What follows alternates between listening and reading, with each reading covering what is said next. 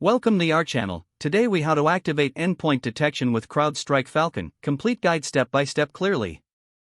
To activate endpoint detection with CrowdStrike Falcon, begin by logging into your CrowdStrike Falcon console.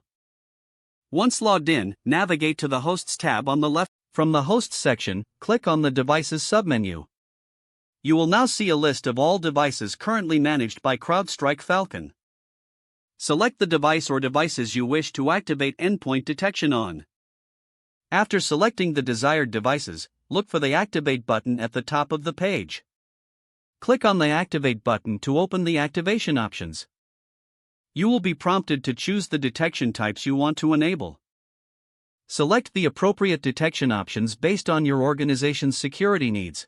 After making your selections, review the settings to ensure they align with your policies. Once satisfied with your choices, click the Confirm button to initiate the activation. The system will process your request, which may take a few moments. You will receive a notification once the activation process is complete. To verify the activation, return to the Devices section. Look for status indicators next to the device names to ensure endpoint detection is active.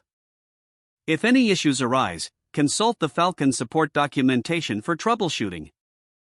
With the activation complete, you are now protected by CrowdStrike's advanced endpoint detection capabilities. If the page does not load, refresh the browser or try again in a private or incognito window. Make sure you are using the correct email address, then retype it carefully to avoid small typos. If your password is not accepted, use the reset option and create a new strong password you can remember. Check your spam folder for verification or security emails, then complete any requested confirmation steps.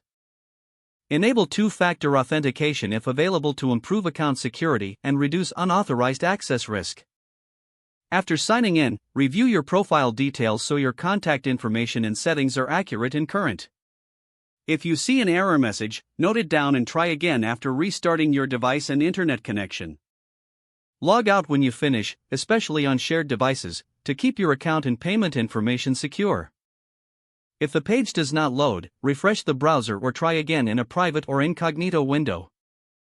Make sure you are using the correct email address, then retype it carefully to avoid small typos. If your password is not accepted, use the reset option and create a new strong password you can remember. Don't forget to like this video and subscribe to our channel for more step-by-step tech guides.